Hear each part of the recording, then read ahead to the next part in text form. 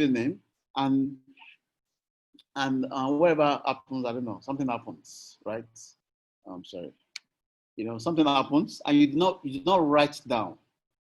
And, somebody says, oh, but I didn't collect money from you, or this is not what we agreed. Because it's not written. Even if you go to Sharia arbitration, you are liable because, it's clearly stated in the premises of Sharia that let everybody write, right? So if it's not written, it's not documented. There's no proof. Right? Lawyers can argue that, okay, they can look at other facts, emails, documents, recordings to prove that really there was a transaction. That's, I won't go into the legal bits. So let's look at debt very quickly so I can finish up. In the case of debt, I'm going to keep debt simple. Debt is, again, I'm avoiding the Arabic terminologies as much as possible. Just to keep it, just for us to understand and feel, the simplicity of Islamic finance. Debt, so the Quran says interest is not allowed, but buying and selling or trading is allowed. And in fact, the Prophet ﷺ, people argued. In fact, they were arguing then that what's the difference between interest and buying and selling? That they're the same thing. So Allah revealed that no, they're different. They're actually different, absolutely different. One is allowed, one is not allowed. It's in the process. Like I mentioned earlier, you want to buy a car, the car is 20 million naira, and then you collect money from the bank, you pay interest of 20% per annum. That's interest. You pay by a 1 year period. In the other case, the bank buys the car for you. The bank becomes the owner. So there's no gambling, there's no uncertainty. The bank then sells to you at a markup price. Now, under this sale contract, it can be applicable to what is existing and what may not be existing at a particular point in time in a manner that avoids uncertainty. So the house is not yet built. They're going to build it now. They're going to start building now. It's in Orange Island, they just start infrastructure, but somebody wants to buy the house now, that sale is acceptable where, there's an agreement there's a process in place for that to be built. So you can buy it now and there's a markup. So the bank buys now at 50 million and sells it to the client at 70 million. I pay by a period of time. That's allowed. Also, it's acceptable for agricultural produce. They can be very risky sometimes, but all of such sales transactions are allowed. There are processes that make them compliant. Number one, somebody must promise, I'm going to buy back this house from you when you build it. Somebody must promise. There's a promise, if you like, promissory note. A small little contract, 1 page, most of the time, that says, I'm promising that when you buy this house for me or this car for me, I'm going to buy back from you. So there's a promise. The next thing, there's an agency contract. The financier gives a contract saying, hey guy, we want to buy this house for you or this car for you, but we don't want to buy a car that you don't like. Maybe it's brown leather, maybe you want a black leather seat, whatever features that you want in it. So we're going to appoint you as an agent to go and get it. Appoint as an agent, you can get the kind of car that you want. We're not giving you the money. Sharia scholars have argued clearly that immediately you give money to the agent who wants the vehicle, it becomes interest. So you pay that money directly to a dealer, and then the bank owns it. However you want to describe ownership, it doesn't mean that it must be parked in front of the bank's office or wherever. The bank owns it at that point in time. The bank can then sell it immediately. So the third contract is a Muraba contract, we call it markup sale contract, right? And then when the bank owns the assets, or whoever is the financier owns the assets, whether it's commodities, whether it's whatever asset it is, that person then gives a sale contract to the obligor or the person that wants it, right? I hope I'm keeping it simple enough, right? So this 4 contract must follow that pattern. If you miss the pattern, then it can lose that Sharia compliance flavor. Lease, let's go to lease. Lease is similar to sale.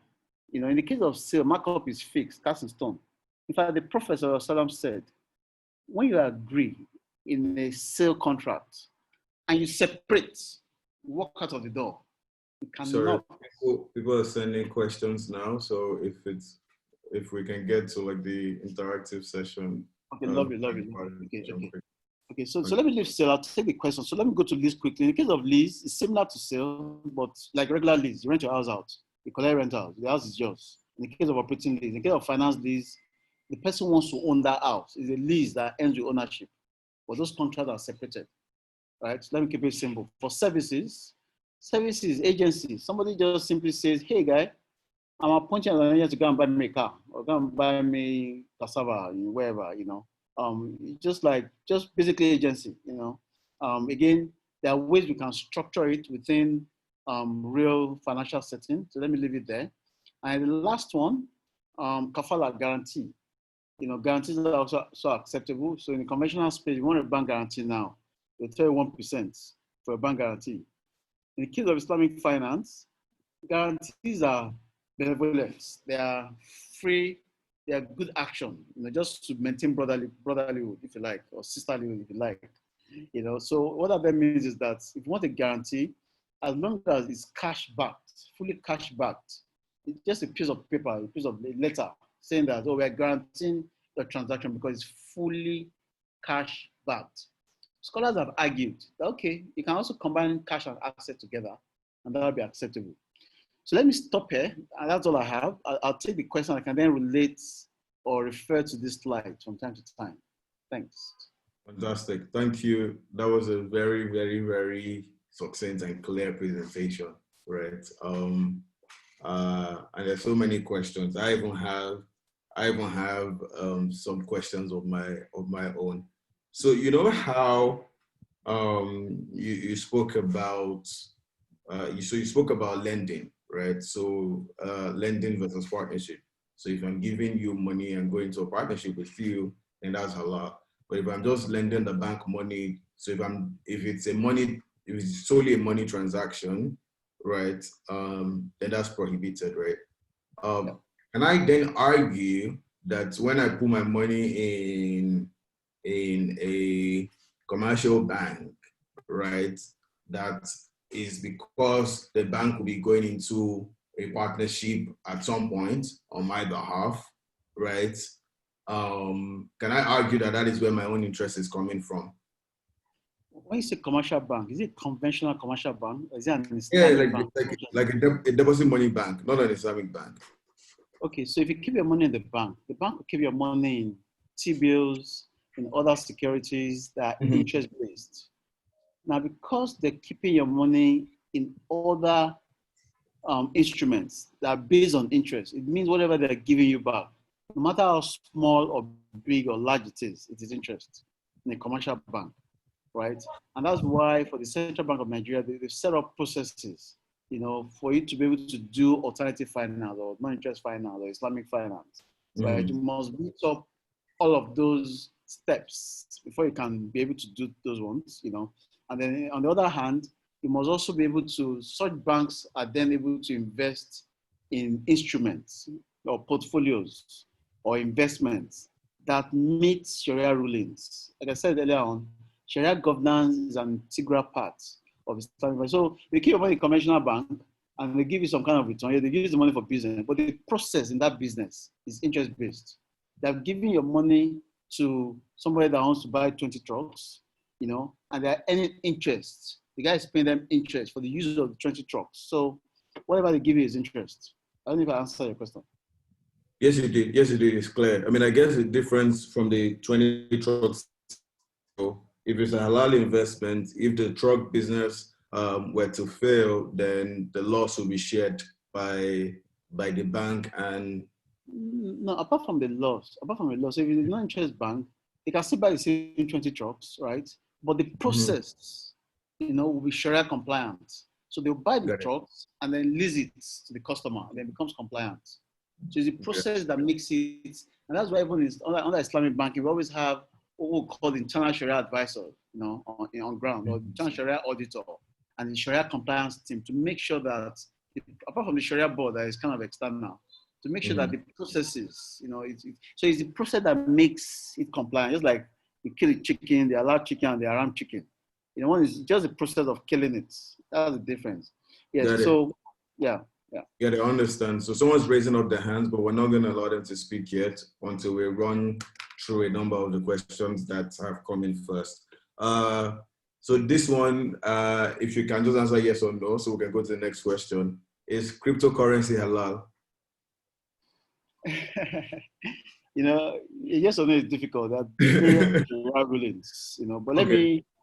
me go for this. So, I didn't go into definition of money. So money itself, my entire page is about defining money. You know what I mean? My entire thesis is just to define money. Now, what is money? This thing will call money. So Sharia scholars have come to argue that, okay, do you know what? If this pen is money, or were to be money, and you can use it to exchange for goods and services, it's fine. If my phone is money, and we have accepted that we're going to use it for transactions, fine. If the money is a code on the system, it's fine, right? If it's some numbers somewhere, on the ATM machine, and we're accepting as money as a means of exchange, it's fine. So if you see cryptocurrency for the purpose of exchanging, for purpose of exchange, that's fine. But when you attribute value to it, that's where the problem is, right? If it were gold or silver, no problem. So again, scholars before the time of Moses, even Aristotle and co, and a lot of scholars I emerged until more recently, in the last 100 years, the definition of money was similar. We're all similar, right? Mm-hmm. So if money is a means of exchange, fantastic. Whether that money is a code, or whether it's cowries, or whether it's this by a cup of water, we've agreed that we're going to use as money, whatever it is a means of exchange, there's no problem. But where we give it value, then there's a problem. So I'll allow you to conclude. Okay. Thank you for that response. It is clear, but then it also allows the person that is asking a question to make their own conclusions based on what they're doing with the cryptocurrency. So the second question was, so I think this is from when you were talking about insurance and insurance companies and insurance policies, about how the regular insurance is not halal, but I guess that would mean that the takaful insurance is halal, right? So now this person is asking that must the insuring company in a transaction, so if you have a transaction and you're insuring, so you say it's the trucks that you're leasing, for example, or it's the home contents in a rental partnership agreement, whatever it is, must the insuring company in a transaction be a halal one as well, or can it just be a traditional insurance company in a transaction that is halal? Yeah, so scholars have argued that in the absence of a compliant solution, that you may go for what is not compliant. In the absence, right? So 15 years ago, even 10 years ago, that argument was valid to say, oh, well, there's no takaful company, so I want to insure my car, and I should use any of the conventional, insurance companies. That argument was valid at that time, but now that argument is no longer valid. In the case of sterling, I remember very clearly that even, the Sharia board was very clear to say that sterling alternative finance cannot use any form of conventional insurance, even where the takaful companies do not have that product. There are suggested ways to coin such product very quickly. One of such example is, say, job loss insurance. I'm not aware, I don't know now, maybe last couple of weeks or months, I don't know, but at the end of last year, a lot of takaful companies do not have life insurance as such. Sorry, job loss insurance, to the best of my knowledge, but we couldn't even use the conventional one, right? So the conventional one, I don't want to go into the definition of insurance, but like I explained there on gambling and uncertainty. In case of Islamic insurance, or takaful in this case, what happens is that what you are dropping as premium, we call it tabaru. It's like a donation to a pool. It's like a donation, Out of that, from that donation, a certain percent of it is used as some kind of investment, while the remaining is kept somewhere, so that when there's a loss or when there are losses, you then pick out of that pool, to sort out those lost positions. Either there's an accident, somebody died or whatever, So that's the way it's being structured. So it's a donation. So the underlying contract is donation into a pool rather than premium. That creates that major difference in it. Yeah. So you can't use so the company that I used to be a CEO at does welcome back, Ridwan, does some transactions with Sterling alternative finance for their repossessed assets, apartments, right, that were furnished and put on muster, right? But one of the things that, I don't know if your video is frozen or you're still here. No, I'm just listening to you. Okay. So one of the things that Muster did without coming back to Sterling was to insure the contents in those apartments with a traditional insurer. In this explanation of insurance and traditional insurance, does that mean that that singular act is wrong, saying as is the Islamic finance arm of the bank that is doing the transaction? So if I understand you clearly, let me be sure I understand your question. So Monster, that's the name, right? They actually use conventional insurance. Mm-hmm. What specific insurance they use? Do you know what specific insurance? Allianz. Certainly not property insurance. I know in the case of content insurance is so for the apartments in prime waters that were furnished and put on muster, the contents in those apartments are typically insured by Allianz. Okay, I understand that. Okay, so that is not, to be careful with my words. That is not, it shouldn't be like that. Because I'm aware that in cases of prime water, for property insurance, we use takaful.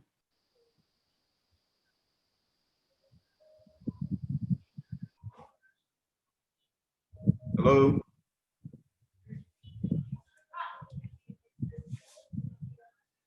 Hello? I'm not sure if it's my internet. Can you?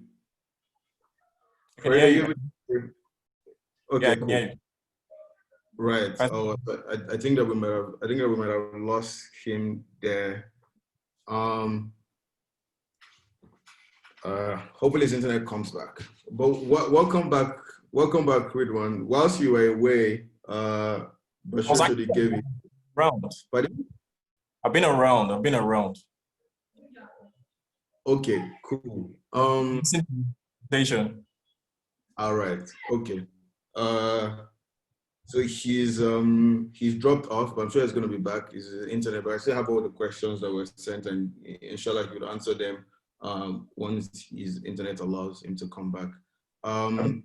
Video, but the host has disabled it.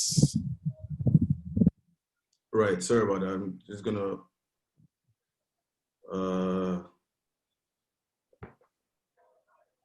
Mudraka, if you're able to allow Ridwan to turn on his video, please.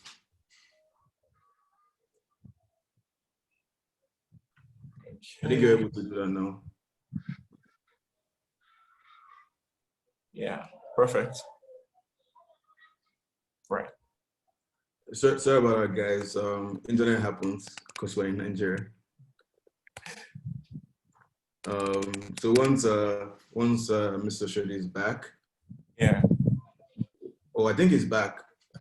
So once he runs through his questions, and then Ridwan, you can then just take us through your presentation and then answer the questions around financial responsibility. Absolutely. Okay, but your mic is muted, Mr. Oshodi. Yes, I think internet happened whilst you were.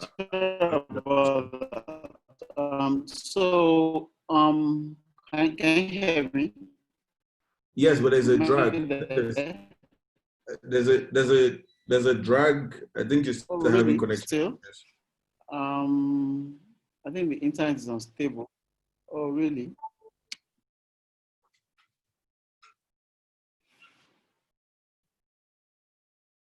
So I'm just gonna stop your video and see if that helps.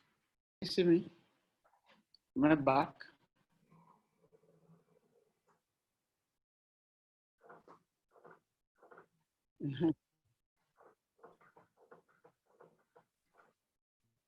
Yeah. Okay. Okay, can you hear me? Do you think I it's can better hear now? you. I can hear you. Yes. Is it better? What can I just change my? Can you hear me? Mm-hmm. You I can't can hear me. hear you.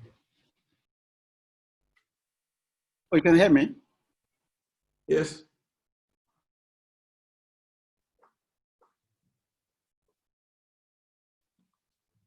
Okay. Basheer is still having issues with his internet, clearly. So Ridwan, do you have the presentation? Would you like to share a screen, or would you rather I shared my screen? Your mic is muted. Sorry. You can share yours. Go ahead. Okay, I'm back again. This is better now. Okay, we'll try again. Sorry Do you about think that, it's Ridwan. better? All right, sure. I think it's better. Yeah. Can you hear me? Okay. Okay, it's better. Okay, lovely. Okay, so yeah, so it was wrong. I mean, to use very explicit and clear terms, it's been wrong for the providers, the agents to have used commercial insurance. I'm not even sure that while I was there, or anybody in the team was aware, because yeah.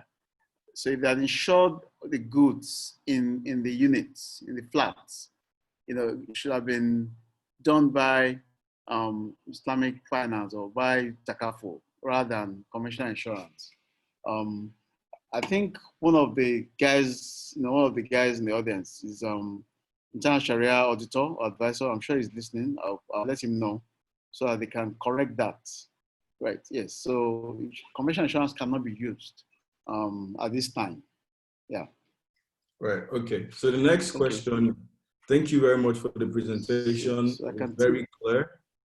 From my experience, it's a lot more difficult to find halal compliant investments with competitive enough returns. Even when you find them, the products are limited. So for example, I don't know of any funds that offer halal USD investments, and everybody knows that Naira investments only goes one way. How does one strike the balance between halal investments and wanting to make sensible returns? This is a brilliant question. Can you just take it again? I missed the first few sentences or lines. So the first part was talking about a lack of a difference in products when you're looking for halal compliant investment opportunities, right? That what you have on the market is very limited, right? And particularly when you're considering USD investments, right? And then the person spoke about how considering what the currency risks are, it wouldn't be the most sensible to be doing Naira only investments. Now, bearing in mind that there aren't a lot of halal USD investments, how does one strike the balance between looking for halal investments and wanting to make sensible returns? Okay. Can you hear me? Yes, we can. Yes, so I agree with that absolutely. Inflation is about 13% thereabouts, so whatever Naira investment you get, it's going to be lower than 13%, in the banks, 4, 5, 6%, Sukuk, 11.2%, last Sukuk, federal government Sukuk. So it's still lower than the rate of inflation. In effect, you're losing money, so that means that we need dollar denominated transactions or investments. I agree with that absolutely. I'm aware now that with the new entity we just putting together, or we have just put together, we're going to be offering such pounds and Canadian dollars and at some point USD. Yeah, so that's a plug that is allowed, by the way. If you want to say the name of the company. No, it's Trust Bank Ethical. It's Trust Bank Ethical. Okay. Trust Bank Ethical. Yeah. Trust Bank Ethical. So most of the time under Islamic finance, there must be underlying assets. And if you look at my slide that I've shared, I put in a slide, with the details there. So what we have done is that in other jurisdictions, we've identified real estate as a viable underlying asset, right? And then it then becomes fine to invest in those portfolios. Again, because it's private fund, it means that it will have to be sold privately. That's the case of Canada. In the case of the UK, we're going to be looking at a public fund that will have to, of course, be approved by SEC, but there's also a private one where you can actually get your return, and of course, these assets, you have the title to them. So what that means is that, it's proper collateral for the assets, and over a very short while, we're going to be seeing, I know gold is not very good at this time. Commodity generally is quite not very good at this time. But starting with real estate, yes, we're going to be seeing a handful of, FX, assets, which will give better returns than what you have right now, even in the conventional space, even better than the Euro bonds, which is about 4% the average now, right? Yeah. Thank you. So once you guys go live, please let us know so that we can all come there for our halal investment opportunities. Yeah. Okay.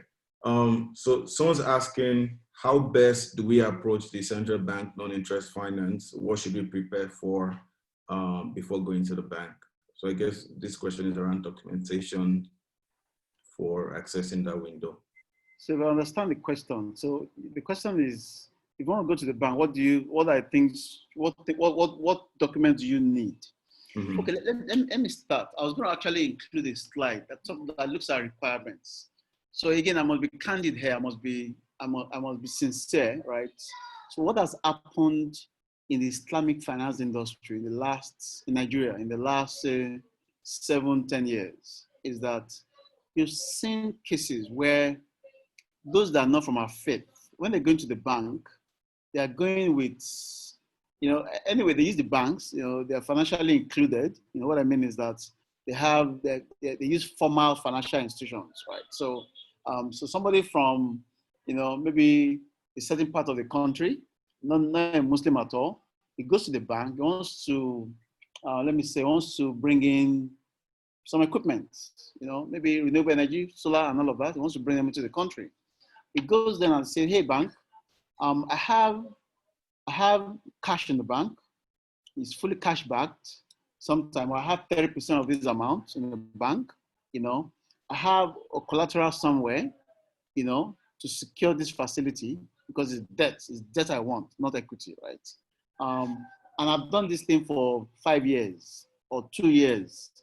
Here's my bank statement. It shows that in the last 2-3 years, I've been involved in this transaction, so we can see the transaction. And the guy also says, hey, bank, guess what? I have my audited financials for 2017 and 2018. Now 2019 is about to be ready, but we're going to get in another 2 or 3 weeks, And I have my member accounts, between January and June this year. Here is everything. The bank takes that guy seriously. Like, okay, this guy is a serious guy, regardless of what his faith is. This guy is truly ready for business. He has come with, at the same time, this guy is saying that my company, my share capital or my paid up capital is 10 million naira or is 50 million naira.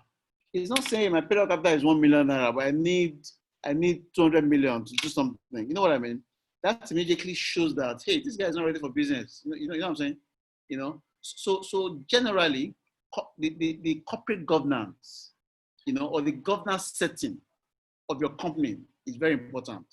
The company, is it you and your brothers are there, you and your infant, your kids, your little kids, your wife, your husband, or is it a mix, a perfect mix of other people that can control everybody? That's why you call it corporate governance. So somebody controls the other person and say, hey guy, you're going out of the way. We think that it should be done this way. Now, when you have a company that has proper governance in place, where somebody can check the other person, the bank takes that person very seriously. Such a business, number one. Number two, when that person demonstrates cash flow, unfortunately, because of the kind of deposit we have in Nigeria, it's so difficult to do startups. We can, under Mdara Msharaka, and I'll explain if there are questions in that area. how we can do startups. If somebody tells you that, MTN tells you that, hey, build me 10 masts somewhere, I'm going to pay you in 90 days, in 180 days. Just find money and build it.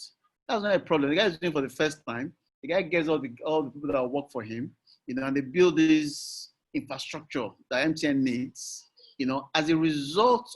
For the fact that there's an LPO in place and it's from a good brand and we can verify it, then we'll do the business, even though it looks like a startup, right? So experience in the business is very important. So I tell people, assuming you've not done the business before, but you feel you can do it, why not consider a partnership? Now, just let me deviate a little bit. There's one of the Sahabas. He's my most admired Sahaba. His name is Abdurrahman bin Auf. He lived in town with the Prophet, and of course, was one of those that migrated to Medina from Mecca. His wealth was taken away from him.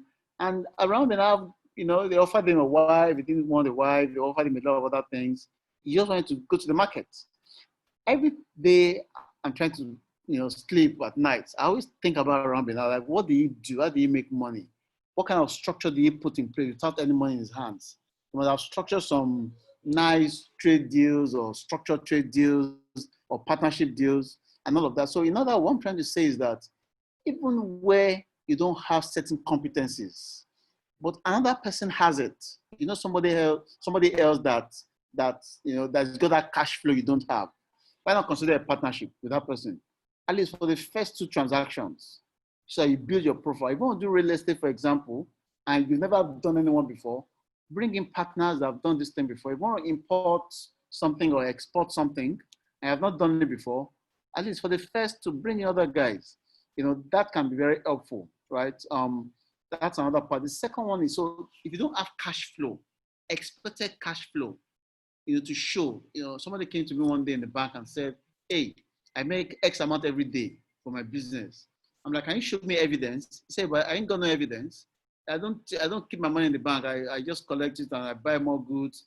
I'm like, the bank cannot believe you. I believe you personally, right? Because you look like a sincere brother, but the bank cannot take you seriously because the money has not passed through the bank, right? So there's no cash flow to show they have done this before, right? That's on the one hand. On the other hand, projection.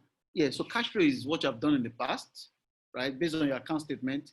Projection is how you have projected the business, that, okay, you're going to buy so much, you're going to make so much, these are the costs you're taking out. We don't see a lot of that. And that's why now 90% on the average of those that use Islamic banking products are not from the expected faith. 90% is a lot, right? You look at people that bought Sukuk, the federal government Sukuk, the same thing has happened there. 90% plus or minus, those that bought Sukuk are conventional corporate entities, right? Or individuals, HNI as the case may be. So on the average, we're not seeing that in that's because a lot of us are not particularly ready for business. Just to mention some of those few things. Yeah, so you need to have all of these things, Thank you. If it's okay, because we have a ton of questions, can the answers be a bit shorter so that we can run through as many as possible? I'm hoping that by 5:50, 5:55, we can pause and then Ridwan can do his presentation and then we can move to that part of personal finance. That's fine. Okay, thank you.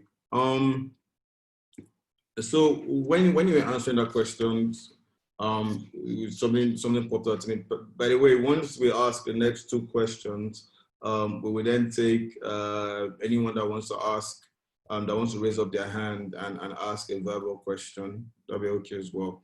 So from your response, that means that LPO financing is halal.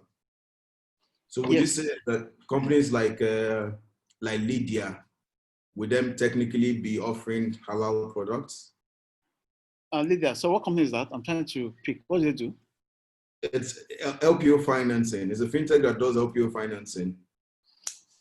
Okay, so someone came sometime and some kind of LPO thing, but they're going to supply musical instruments. And I said, no, we can't do that. that because musical instruments are they're prohibited. You can't deal in that. So I need to know exactly what we're What doing. they're financing. Yeah. So if somebody works in Nigerian breweries now and needs to buy, he works there, and needs to buy his own personal car, not a problem at all, right?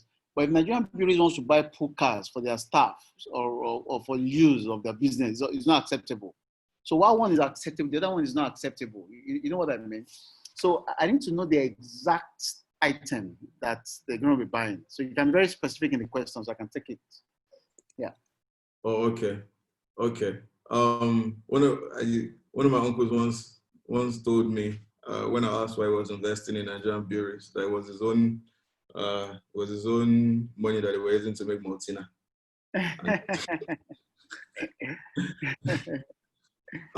For anyone asking, LPO means local purchase order. That's what it means. So for companies like Lydia, so say you're in a shea butter producing business, and a pharmaceutical company in France has ordered X tons of shea butter. You need to supply to them in Paris. So they would finance the whole financial requirement of getting the shea butter to the pharmaceutical company in Paris. Now, what's interesting about the company that I mentioned is that when the pharmaceutical company wants to pay, they would then pay them. They would take all their capital back and the interest that they're charging on it and pay you whatever your profit is. I don't know if it's the same with the bank. But anyway, that's what LPO is. So I'm gonna merge the next two questions together. So there was a time when you spoke about credit products, right, and lending. So does that mean that product like credit cards wouldn't be halal? And what does that mean for people that live in Europe and North America, where there's essentially credit-based society? And secondly, can Muslims invest in treasury bills, bonds, and equities? Okay. So credit cards are not allowed because it's money on money. I know. Yes, they're not allowed. Islamic banks have their version of it. I know in the case of Sterling, one is coming up very shortly. So generally, they're not allowed, because money on money, so it's interest, right? The other question is bonds. Let me say something about credit cards. So let me just quickly inform you to be very real now. So I have a credit card on a personal level. I have a credit card that I use, and that's because I travel quite a lot. And there's some hotels, when you want to book the hotels, you can only pay by credit card, right? So what I do is that because it's a conventional credit card, I don't want it to accrue interest by any standard, right? If you use it and you pay back within 45 days, they won't charge you anything. So when I use my credit card, immediately I get back to Nigeria, I just pay back very quickly, and then they won't charge me any interest.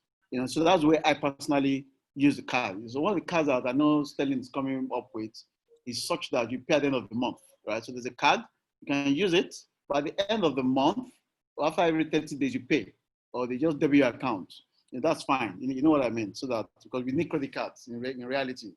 So I have a credit card, and I typically pay once my credit card statement is out, and so that essentially means that I don't pay any interest on it. So as long as I maintain that window, does that mean that I am still in the permissible bracket?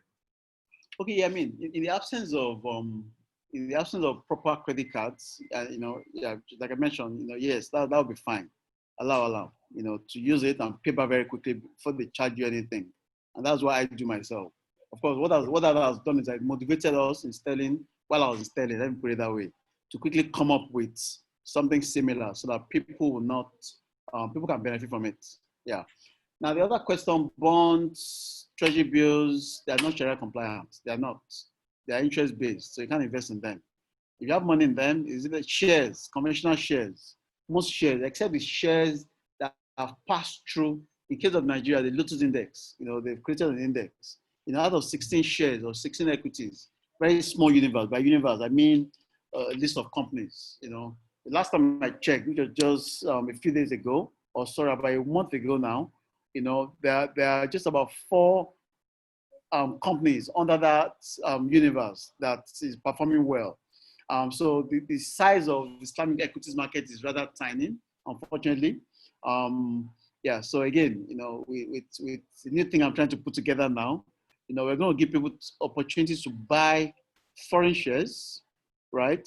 That will be compliant, right? So that's what we're going to be doing now. Right? You can buy, if we think Google is fine, or we think Facebook is fine, as the case may be, for those that have passed through Sharia boards, in other jurisdictions, put them on the market so people can buy them. We're going to be doing that in a little while. Okay. Yeah. Let's speak about this, your product. Like, let's sidebar about it. I have something that might interest you. Okay. Okay. So if you want to ask any questions verbally, please raise up your hand and would enable you to be able to talk. So whilst that's happening, let me just read the next question. Okay, can an asset-backed derivative with an underlying trade or asset primarily, but primarily for hedging a position be halal? You see, one of the easiest ways for us to determine what is Sharia compliant or not is to look at the documents, look at the processes that have been put in place, and all of that. When you mentioned the word derivatives, until more recently, that scholars have started to toy with that word derivatives. Largely, a lot of derivatives are sale of debt. They are selling receivables. You cannot sell receivables in Islamic finance, even if it were a sukuk. A sukuk where you have used a sale mode or a sale contract to design, like a murabba sukuk, and you have receivables. Your receivables cannot be gathered, and then you now sell it. Or what other means, of course, is that you cannot do secondary trading. In a murabba or sale transaction. So, largely, to the best of my knowledge, derivatives are not compliant. Okay. So I see a similar question. Let me just take that further down, but let me just take that because it's in the same vein actually. So, can a deliberate purchase of foreign currency and USD investments just for currency hedging be regarded as hoarding, or is it halal? Yes, I mean that's there's some questions that we have to run to the Sharia scholars to help us with. So I think that in this question there's a part that seems like it's straightforward because it's USD investment. So if it's Sharia compliant USD investment, then okay. But buying. So going to Aboki because you know that the exchange rate today is for something, and you've looked at the futures and you think that okay, Naira is going to get up to 550 in 2 months or something, and you just go and buy the dollars to keep. I guess that's a more straightforward question, right? Would that be halal? So if you look at classical the hadiths, they had mentioned 4 items that you cannot hoard. Salt, berry, dates, and there's the last one, right? That's what was mentioned in the hadith. And that's because they are commodities that is necessary, you need to use all the time. So the Prophet said, these 4 items, you cannot order them, right? Now, scholars have argued that anything outside these 4, hey, no problem. Let me share this data with you. I did this research. I compared Nigeria with South Africa. I looked at the 30-year projection, from 1985 or so to 2005 or so, thereabouts. And we realized that FX has been going up in Nigeria. Don't forget that in 1984, the Naira was even stronger than the dollars, in 1984. And now, so that 30-year trend shows that we have not seen any reduction when Naira depreciates in value. So what that then means is that if I've got Naira, and scholars have not, the artist has not said, there's anything wrong in when you gather gold, you gather silver, rather than gather silver, you choose to gather gold. Because the artist has not said that, again, I'm not a Sharia scholar, so I cannot pass any fatwa. I would say that there will be nothing wrong by my own understanding. You know, the hadith has not said, you know, if you gather gold. And don't forget, everything that happened now, the prophets, they gave us proper guidance on practical Islamic finance. So if you go to, say, Buhari Volume 3, Book of Sales, you know, a lot of these things have happened anyway. And so they've not mentioned the gathering of gold and silver, you know. So I do not see anything wrong if people keep money in other currencies. Allah, personally. Yeah. Allah, thank you. There's so many questions. There's so many questions. I'm hoping that, you know, we can move over to personal finance in 4 minutes. I'm not quite sure how we want to do this because there's so many questions, but we'll run through. A friend wanted to invest in my business and had us sign an investment agreement of 40% on profits for him after sales. Can this be called interest?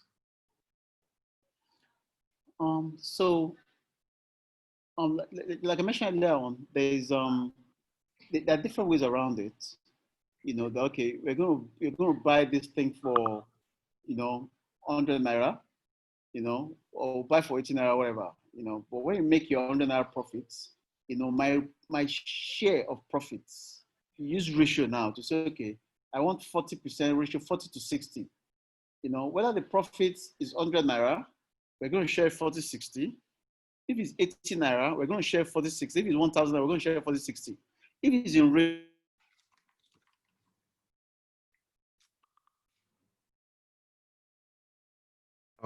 hello? We lost him again. Yeah, I think we might have lost him again. Okay. I think we might have lost him again. There's so many questions, but I think that this gives us a window for you to make your 2-slide presentation. That question. Let me help you with that question. So what was trying to is that if the profit sharing is in ratio, like 40-60, 80-20, 10-90 of whatever profit that you make, then it's permissible, right? It's permissible. Then there's also something that is very important that we need to put at the back of our mind. Profit sharing, you can be flexible with it, but loss sharing, you can't be flexible. In other words, profit sharing may not necessarily be, you know, as a ratio of my equity or your equity contribution, right? But loss sharing has to be as a ratio of our equity contribution. So to answer that question, in short, yes, it's permissible for the person that asked that question, for you to say 40% of whatever profits that you make. Cool. Now that you're already answering questions, once he comes back, I'm just going to be throwing the questions at both of you, and then you guys can decide who wants to answer what. Yeah. Is there a governing body for Islamic finance in Nigeria? Is there what? Is there a governing body for Islamic finance in Nigeria? Well, a governing body for Islamic finance. I mean, I really don't understand that question. But if the person that is the CBN. That is the CBN. Okay, not only the CBN, even SEC, for example. I mean, Lotus Capital is regulated by SEC, right? And then of course we also have CBN and other regulatory authorities. So yes, we have you know, these regulatory authorities that have this non-interest window for Islamic financial institutions. Okay. So would you rather I just continue running through the questions that were, I mean, originally meant for him, or do you want to run through your presentation first? By 5:55, so that I could take my own session on personal finance, and then we'll go into zakat. So you can run the questions. I mean, once you come on, I'll just you will take over. So let's continue with the question. All right, cool. Which country is leading the way with a successful Islamic finance and economics model? Wow, that's a very beautiful question, right? So one of such countries is definitely the UK, Malaysia, UAE. So for example, in Malaysia, they have very, very fantastic Islamic finance products. In fact, their CBN, that's their own central bank of you know, Malaysia, they have a special window for Islamic finance, right? So I would say that Malaysia, UK, and the UAE are the leading Islamic finance, you know, countries. Okay, thank you. It looks like there's an increased activity in terms of like Islamic finance and some financing products in Nigeria as well, actually. Absolutely. In the last couple of years, and it's in, pardon? Yeah. Yeah, absolutely. I mean, for example, FBN Quest, they released their own alert fund. That's FBN Quest. They just released their alert fund. So I can see that most of these conventional financial institutions have been creating Islamic finance products, to serve the grossly underserved markets, that is the halal investors. Yeah, you're right. And a lot of Nigerian investment banks are actually currently working on Sharia compliant products because they're trying to key into that market. Yes. There's a big opportunity in Islamic finance. Okay. Thanks for the presentation and apt responses to the questions. Are there provisions in existing taxation laws and accounting standards in Nigeria that place Islamic finance at a disadvantaged position as a business? Not necessarily. I don't think so. Okay. How would you advise a knowledge or service-based startup to go about getting halal investors? Okay, all right. So we need to understand that if you are a service-based or knowledge-based, startup, the amount of capital that you're going to need will be definitely different from, a product-based startup, right? So, for example, I run a service business, a training firm. I don't need as much capital as I would have needed if I wanted to set up a manufacturing company. So we need to get that right first. So if I want to attract halal investors, let me say something that would allude towards Dr. Basheer Oshodi rightly said, that sometimes you may not have the capital, but you may just need to partner with people, right? So you may have the knowledge. So let me give you an example. I want to set up a new company, right? And it's tech-based, and I don't have the technical know-how. I have the Islamic finance knowledge, but I don't have the software programming and all those coding knowledge. So now what I want to do is to partner with someone, right, who is technologically savvy. So sometimes you may not need people that have the money. It could be that you would have to partner with people that have the knowledge or the experience, right? So in case you need halal investors, right? What I'd advise that you do firstly is to prepare your own, proposal. Have a proof of concept. I mean, something really short. Perhaps you could have worked on it for 6 months or 1 year and then present it to people, right? So because people would only invest in something that is working for you. They won't invest in something that you have not tested. So that's what I would advise that person to do. I mean, except it's a brilliant idea. There's a novel idea, and then you might be able to get investors. As a startup founder, I would say that one of the things that would be interesting for you would be in terms of like preparing your materials and doing your due diligence. First, maybe think of it as you're seeking out investors and what that means to get investors for a business, right? And then you can then make the business itself Sharia compliant, right? Yeah. I think that's literally it, right? So think of it as if you would get investors for any startup, right? Yeah. What are the things that you need to do to put in place and then make the business Sharia compliant? So the person that asked the question, really, if you have that idea, just please run with it, start, right? You don't need to get 100 million to start a business. If you have 100,000 in your bank account, just start from somewhere. Welcome back. Okay, it's back. Nigerian internet is trying to rain on your parade, but we will not let it. Welcome back. We tried to hold on the phone where you were away. Now that you're back, I think I'm just going to allow someone has their hand up. I'm going to allow them to talk. And then take that question first. So IEFI Youth Wing, I'm going to allow you to talk now.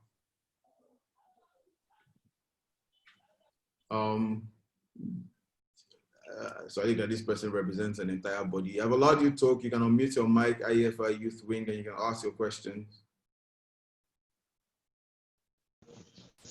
Okay, yeah, so I was asking, sorry, I didn't actually use this platform to actually log in. It occurred to me. So I was asking that, is it for example, you have a friend who you partnered with at some point and then asked for a 40% interest. I didn't call it interest anyways, but 40% markup for the business that was done.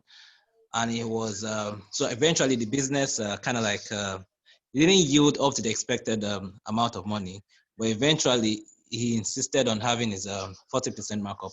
So I actually wanted to ask, is that is that fine with Islamic in the Islamic sense of it, or I don't know? Just I need some bit of enlightenment on that.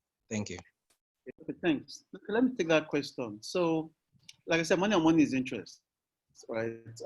Assuming you're buying, so and that's one of the things that in Trust Bank Ethical we're going to be offering, right? Whereby we'll be willing to share contracts with you to guide your private businesses, right? Because I know a lot of people have that challenge now to structure the contract. So we're going to be willing and able to share the contract to say, okay, you want to buy 200 funds. The 200 fund, just easy calculation, is 1 million naira, 200 funds.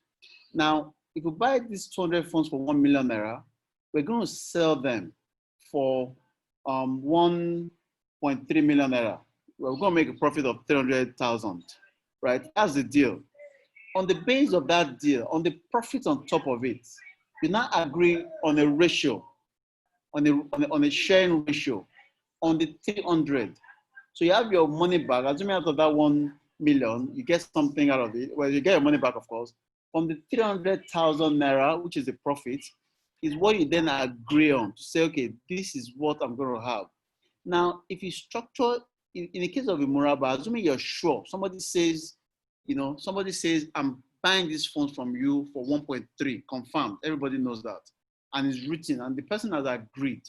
It's written, there's already, you buy for 100, and then, 1 million, and the person says, this is a letter saying that I'm going to pay 1.3. Because it's defined, right? You can as well take your 40% ratio from this. I don't know, you know what I'm talking about.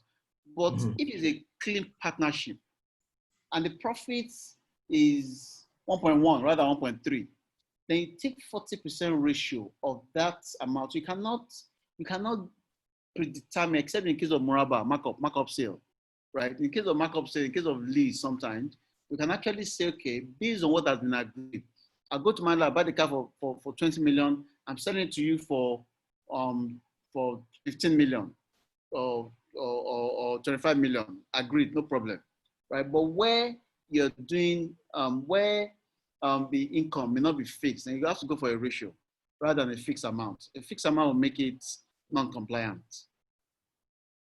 Okay, thank you for that response there. I think it clearly answers the question.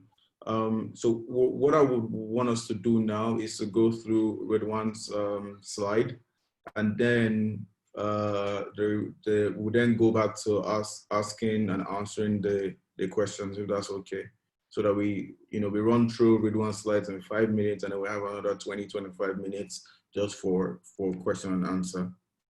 But there's still a ton of questions that are yet to be answered. Okay, so Ridwan, if you can just guide me to the slide that you want me to stop at. Oh, okay. So apparently, Dr. Basheer Oshodi has taken my slide.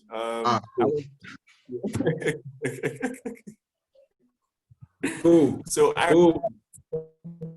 was supposed to talk about the principles of Islamic finance, right? And then he was supposed to talk about the products. So he's done that on my behalf. So I guess we just have maybe about 10 minutes to talk about personal finance. And I think there is still one more item on the agenda, that's zakat. We haven't done that, except if you want us to do that. I'm hoping that we can speak on zakat at 6:10. So in 10 minutes. So if it's okay, I'm just going to stop sharing my screen and we can continue running the question and answers. Or do you want to speak about personal finance first? Okay, all right. Okay, sure. Let me just do finance. So I'm not going to be sharing any slides. Go for it. All right. Okay. So I was talking about the need for us to be able to distinguish between needs and wants, right? As far as our personal finance is concerned. Now, you see, when it comes to personal finance or money management, you need to look at the two sides of the coin, right? Offensive and defensive tactics, right? You need to be very offensive. That is, you need to be able to generate a lot of money. You also need to be very defensive to ensure that you make, number one, wise investment decisions. Number two, you have very good money management habits. So it's important that you understand the offensive and defensive tactics. So I was actually starting from the defensive tactics, that is budgeting, right? So for some people, they find budgeting to be too constraining. As a matter of fact, budgeting doesn't restrict you from spending. It actually gives you the permission to spend. Budgeting gives you the permission to spend. It helps you to identify the areas that are of importance to your personal finance, and then you can start allocating your monthly income or quarterly income or whatever income to those areas. So I was talking about how you can start budgeting. But before you begin to budget, you need to be able to prioritize your expenses, right? So I was talking about how you can prioritize your expenses, right? Using an expense prioritization matrix. So you have 4 quadrants. So the first quadrant is what you need right now. What you need right now. So examples are rent, food, clothing, and all those necessities, right? And then the second quadrant, what you need later. What you need later. So these are, for example, long-term, spending. So let's say that you want to go for Hajj next year. You want to go for Umrah next year. You want to build a home or buy a home next year. That's a long-term spending, but you don't need it right now. However, you need it later. So what are you supposed to do? You should start saving for them, right? And of course, that also includes your financial freedom account. And a lot of us do not pay attention to financial freedom, right? And let me give you a simple definition of what financial freedom is. Financial freedom is basically the difference between your passive income, passive, right? Passive income and your expenses. Your passive income and your expenses. So in other words, you cannot be financially free if you are actively involved in day-to-day, job, and you do not have multiple streams of income, right? So passive income in form of, say, real estate, passive income in form of allow mutual funds, passive income in form of, FX, that the one that is permissible, right? So you need to have multiple streams of income. As a matter of fact, if you're an employee and you do not have multiple streams of income, the truth of the matter is that you are actually holding a time bomb that is about to explode.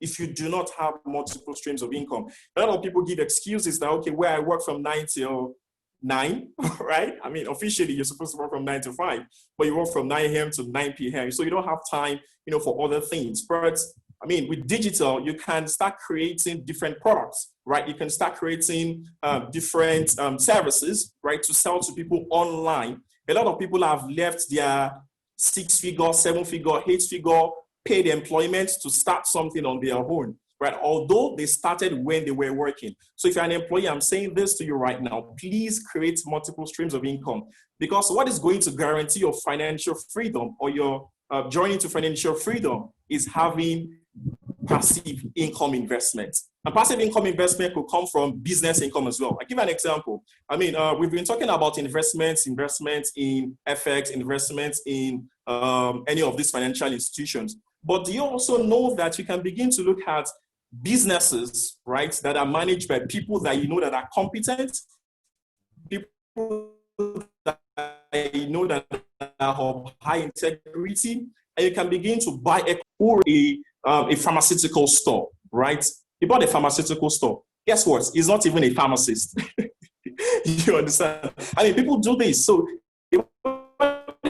pharmaceutical store because he knows that particular store is profitable, right? So it's important for we to understand that you can buy some businesses even if you do not know so much about the business. So all you need to do is just delegate people that know about the business and let them be running the business for you, right? So let me go back to my defensive again. So quadrant 1, you need it right now. So what do you need to do? You start budgeting for them every month. Quadrant 2, you need it later. So you start saving for them. So that includes your financial freedom account. That includes long-term spendings, right? And then the third quadrant is you want, right? You want it now, right? Of course, there's a difference between want and need, want and need. So you want it right now means you're just attaching an emotional feeling to it. It's not like you really want it. And you know, a lot of people buy stuff based on emotions, not necessarily based on logic. I give an example. Let's say you are in traffic, right? And you feel very thirsty. I mean, logically, you should actually buy a bottled water to quench the thirst, right?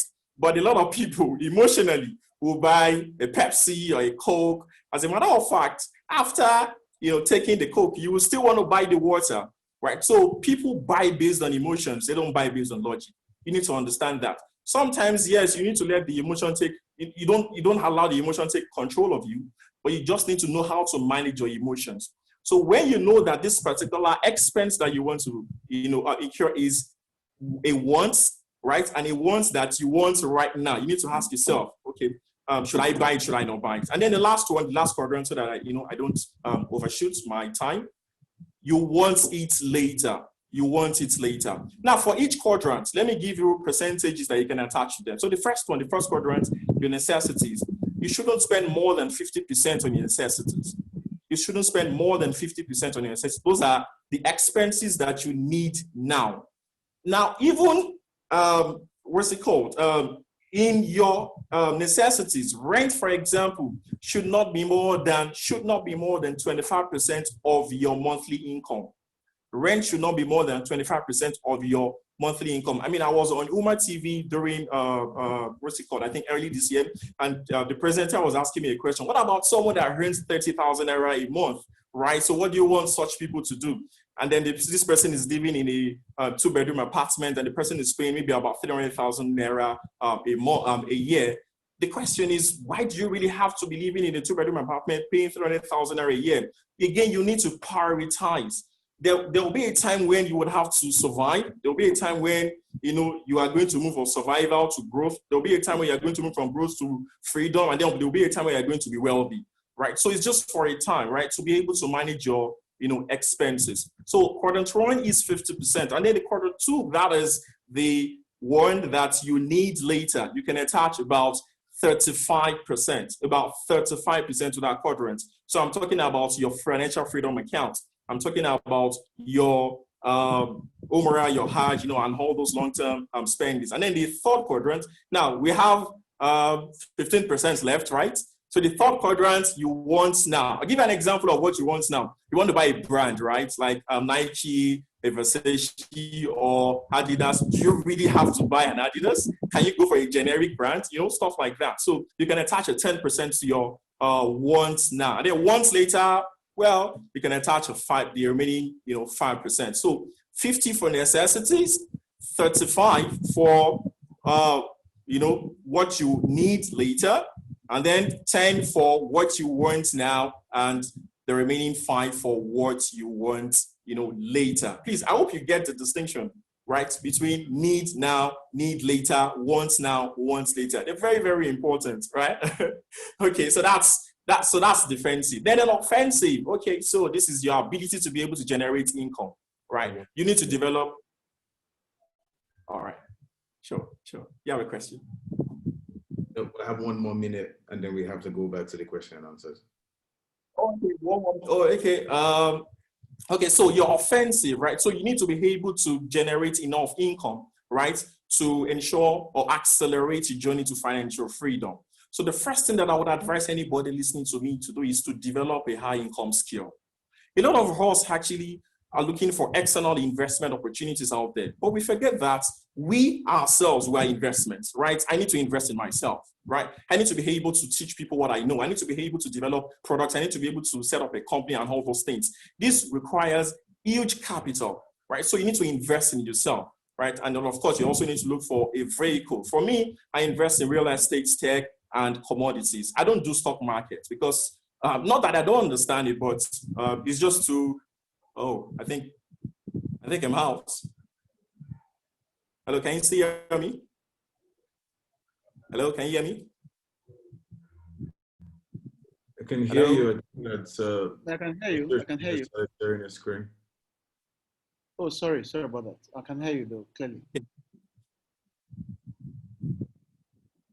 Okay, yeah. So I was talking about the need for you to have to focus your investment maybe in 2 or 3 sectors, right? I mean, they talk about portfolio, diversification and all those things. As a matter of fact, if you don't understand the particular investment, don't invest in it, right? Some people ask questions about cryptos, bitcoins, and all those things. If you do not understand it, don't invest in it, right? So that is where I'm going to stop my own presentation, and we can take questions.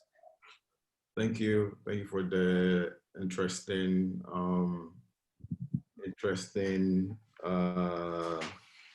presentation. So you spoke about the need to diversify your income stream, Absolutely. right? And one thing that jumped out to me when you were discussing it was the data that was released, I think, sometime last year, that spoke about the percentage of Nigerians that had 5,000 naira or less in their bank accounts. Right. Are you with me? Yes, I can hear you. Yes. So understanding that the largest subset of our population as a country, right, live in survival mode. And Absolutely. the people, as a nation, we are deemed the poverty capital of the world. Now, bearing in mind that a large proportion of people are in survival mode, how do you then still find enough to start looking for investment opportunities? So somebody that is living hand to mouth would now gather money. I'm going to give one friend that is running a business to throw it away. How, I don't know if you get what I mean. Absolutely, I got a question. And if you were paying attention to my presentation, towards the end of my presentation, I mentioned something very critical. I said, we are also investment vehicles, right? As an individual, I'm an investment vehicle. So if you do not have the capital to give to a friend or a successful business owner, you can invest in yourself. I mean, I gave an example on my Instagram page the other day that investment is not meant for everyone. I mean, investment is not meant for everyone. I'll give an example. If I have $100, right, in my bank account, and then you ask me, what form of investment should I go for, right? I'll tell you that, you know what, take this $100 and invest in yourself. Look for a skill that you can learn that will give you returns that is not even tied to a period. Because if you were to invest $100, let's say in, allow mutual funds or allow fixed income fund or any of those, investment vehicles, they'll probably pay you 12% or 13% per annum, right? And which is about how much? It's not going to be up to the returns they are going to earn if you were to develop a skill and learn some marketing, strategies and begin to sell. So for those people in the survival mode, what I would tell them to do is to look for a high income skill that they can learn, right? And learning a high income skill sometimes does not even require huge capital. Learn the skill and begin to sell solutions to people that have problems. And then the moment you have enough money that you have been able to gather from your side also, from your business, and then you now begin to look for investment vehicles like real estate, like, all the other, investments that Dr. Basheer spoke about. I don't know if you got what I'm saying. I did. Thanks for the answer. Sounds good. May Allah help all of us to get out of survival mode, and take us to chill mode, so that we won't be really, really stressed about these things. Someone's asking if the recording will be shared on the Tahara Collective YouTube channel. Inshallah, I think it would be. The session is being recorded, and inshallah we'll put it up in our video bank. So we're getting back to the question and answer now. I'm just going to run through the questions. So there are 2 questions I'm going to merge together. So someone's asking if mortgages are allowed, and if there's any halal mortgage provider in Nigeria that you guys can recommend? Okay, so mortgages, I'll say a mortgage is a loan backed by property or a house, right? Because it's a loan that is backed by a house, our mortgages are not, or should I say the word mortgage is not appropriate, right? So what we have in Islamic finance, alternative finance, is home finance, right? It's okay. I want to buy a house, the bank buys it for you and then leases it to you or sells it back to you, or deferred payments, arrangement and all of that, right? So mortgages, so conventional banks offer mortgages. That is not allowed because it's interest-based. Non-interest financial institutions offer own finance, which is allowed based on some of the models I talked about much earlier. Yeah. Thank you. This question is not very clear. Is leverage halal? Yes. I mean, again, sometime. I think it depends on the context, right? Yes. So it's like saying is current account allowed? So I'm just going to tell you that. What are the features of this current account? That's what makes it allowed or not allowed. And that's why current account Islamic finance is based on custodian contract. Current account under conventional banking is based on a different kind of arrangements. So the context, will be very important to be able to answer that question. Okay. Credit cards are one thing. Hello, am I there? Can you see me? I can hear you. I can see you. I can hear you, but I can't see you at the moment, but I can hear you just fine. Yeah, I took it out just to, let me bring it back. All right, cool. Yeah. So someone is asking if there are any Islamic alternatives to the current personal loans lenders that we have in town. Yes, again, back to definition of money. Money is not allowed. So if somebody gives you so much money or so little, and then you're supposed to pay back something on top of it, is not allowed. However, if you want to buy an asset, so for Islamic banks, they are more concerned about what you want to use the money for. What do you want to buy? You want to pay school fees for your kids, you want to travel, on holiday or whatever. Based on that need, they will not structure what is compliant for you.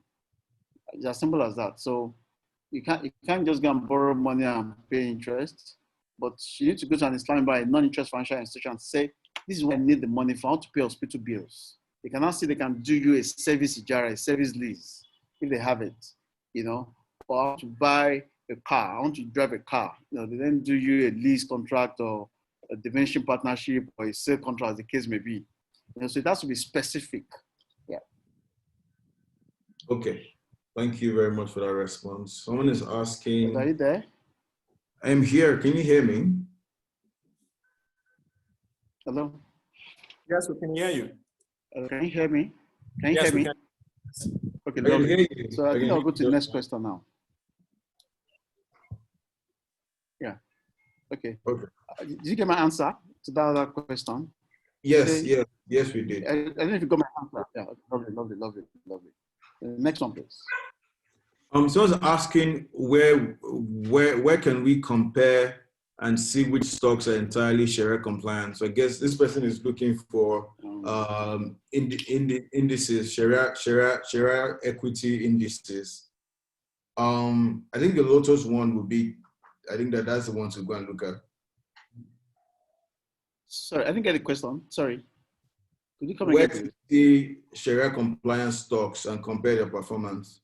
Oh yeah, Lotus Index. Yeah, that's the easiest way out. I think that's literally the only one to go and check on the Nigerian Stock Exchange. Yes. So they've done all the screening and everything. Yeah, that's the only one. We've answered this one already. Is it allowed to invest in bonds, mutual funds? Yeah, the same response goes to whether it's an individual investing in it directly or if it's a collective investing in it, right? Something not acceptable. Yeah. Interesting. We've almost run through all the questions. Great. Okay, this is very interesting. Assalamu alaikum. Please, I'd like to know if Mudaraba is practiced in Nigeria. Yes, it is. I also like to know the benchmark to use to compare my investments between the Islamic bank and a conventional bank. Will the sukuk suffice? Okay, so benchmarks, I just want to say they're just like mathematics, really. You know, you can use any benchmark, you know. Some scholars have argued that you shouldn't use conventional benchmarks, but in reality, you know, it just guides you.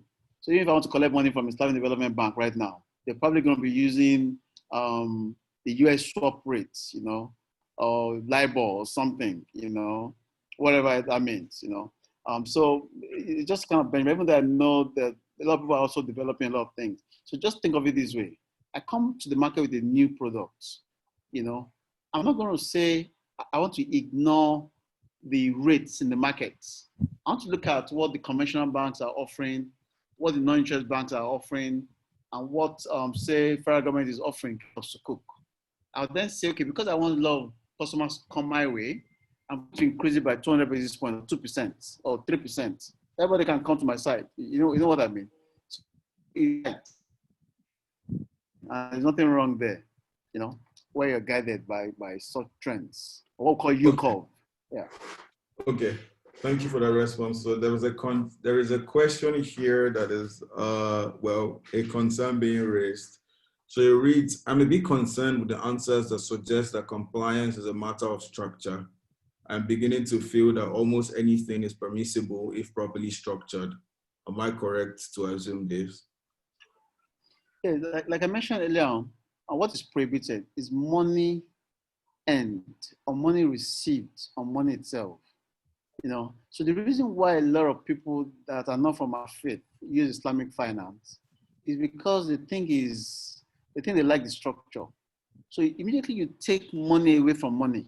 You know, you take it out, and you take away items, alcohol, tobacco, and the likes. Every transaction is fine, really. You know what I mean? Yes. You want to rent a house, you know, you want to borrow money from a conventional bank to rent the house. If you do that, it's not allowed. But the same house, if you go to a Sharia compliant financial institution and they rent the house for you, you know, they pay the landlord, that they become your new landlord. So the Islamic bank or Islamic financial institution will pay the landlord, they become the landlord. They will now lease it to you or let it to you. That makes it compliant. You know, so processes are very important in Islamic finance. So again, every transaction can be compliant if they follow the right process. Really, Allah. Yeah. Wow, Alan. Thank you very much for that response. Assalamu alaikum. In a joint ownership home finance arrangement, who is responsible for additional costs such as the takaful and maintenance costs? Okay, if you use a diminishing partnership, so one part of it is equity, the other part is lease. Whatever, if the equity is 50-50, you share the, you know, property takaful 50-50. When the bank's equity reduces to maybe 40 or 30, the bank will take 30% of the takaful. So it's based on your shareholding in that property at every point in time. Yeah, simple as that. Thank you. Can you hear me? Yes, heard the response loud and clear. Thank you so much. Hello? Are you able to hear me? Yes, we can hear you, yes. Oh, okay, so it's his internet. I think that we have enough time for just one or two questions. So if you want to ask your question directly, just raise your hand, and we'll permit you to speak. If you want to ask a question and you want to ask it verbally. But alhamdulillah, I think I ran through all the current questions that were asked in the question and answer box. So which means that we'll be good to end at the time that we're supposed to end. But if you have any questions that you want to ask, welcome back again. You got my last question well. Yeah, we had the response before you went off. So I think that we've run through all the questions that we have. So it would just be for us to do like a closing summary now, so that we can end bang on 6:30, inshallah. But I know, so if you guys, if the both of you want to speak about your companies and what you're offering, seeing as this is your forte, this will be the perfect time. So Ridwan, do you want to go first? And our guy can round up with some of the services that his company offers, and then inshallah we'll end it at that. Okay, what I would say is that for Trust Bank Ethical, we're going to be offering. Okay, I thought that you would round up, or I thought that you would come after Ridwan so you can round up as the only bank MD on this call. Okay, that's fine. Okay. So round it up now, right? Done. So Ridwan will go first and talk about like some of the services that he offers, and then you can speak about yours, and then we'll round up the session with that, inshallah. Oh, that's fine. Perfect. Okay. Hi, Ridwan. I guess you could go ahead, please. Yeah, thank you. Thank you for having me. Okay, so basically, we run a financial literacy platform called the Muslim Finance Coach, right? So it's a personal finance literacy or personal financial education platform for Muslims and non-Muslims, right? And we provide basically educational services like educate people on personal finance and halal investment. And of course, for people that also want to know about how they can separate their personal finance from, their business finance, we also do that as well, as it relates to, their entrepreneurship, journey. So you can check out the Muslim Finance Coach on Instagram. We're live on Instagram. You can also check out, you can check us out on our website, www.muslimfinancecoach.com. Thank you. The Muslim Finance Coach on Instagram. So if you have more questions on, the 50, 20, 20, 10 breakdown, and we'll just slide into the DMs and ask, your question there. You can even send them exactly what your salary is so that I can break it down for you. MD, sir.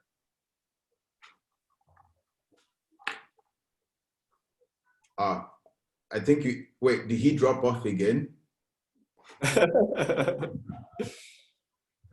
Oh, you're back.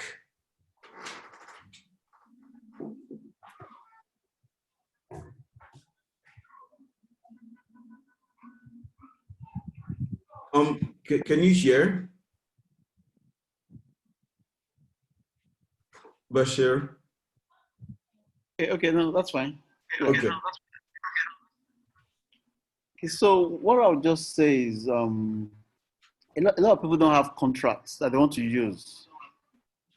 So what I'll say is that when there's a transaction, especially for individuals, we'll be very happy to offer free advisory in terms of structuring very quickly and sharing the appropriate contracts with everyone that wants it. I don't know if you can hear me. That's for people going into partnerships, right? So can you hear me?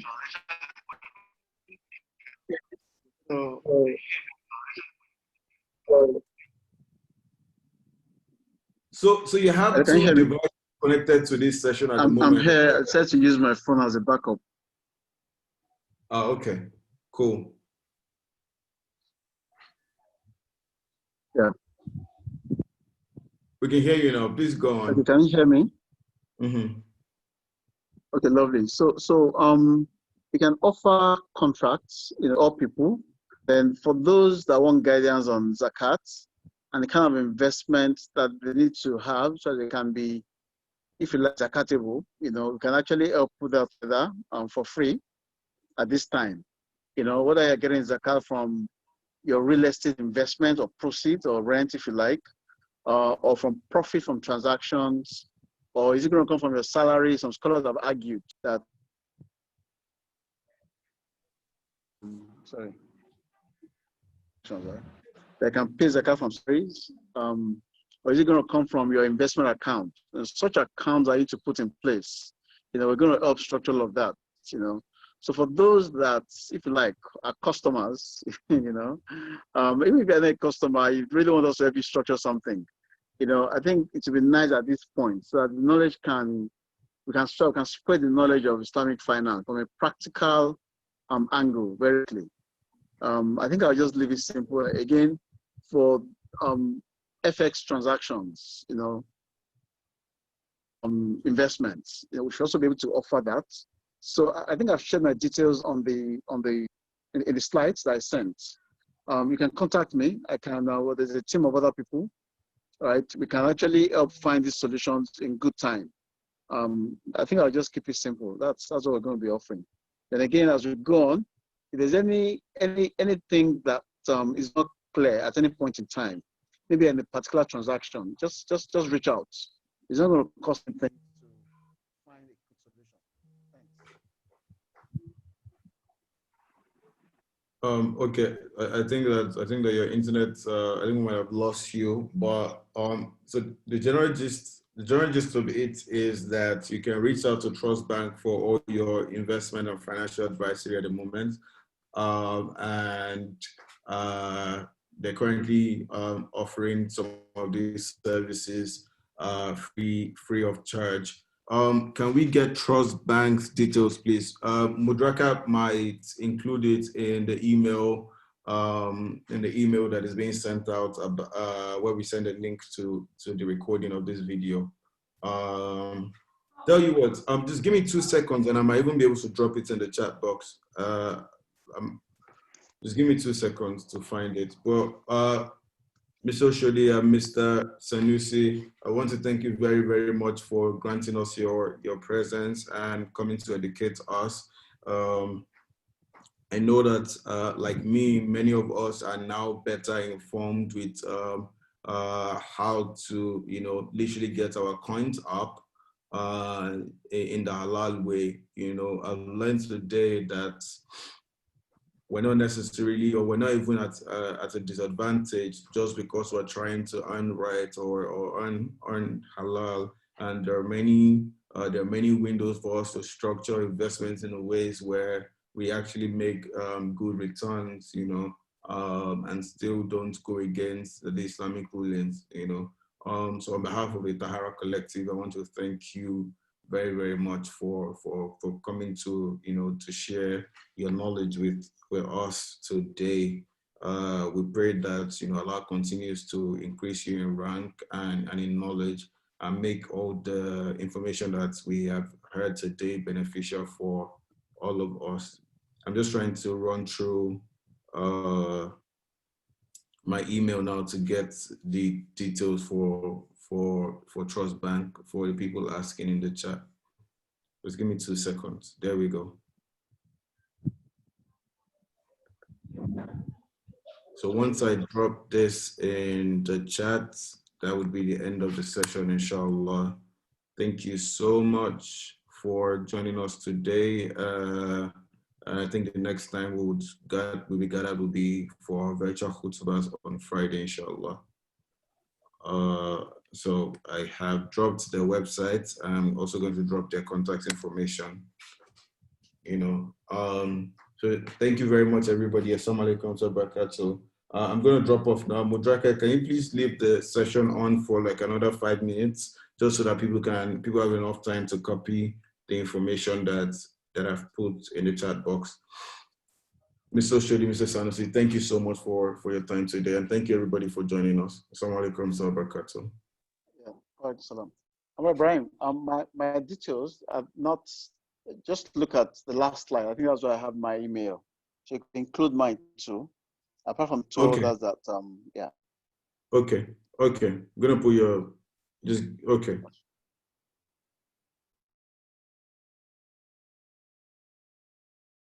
Okay, got it.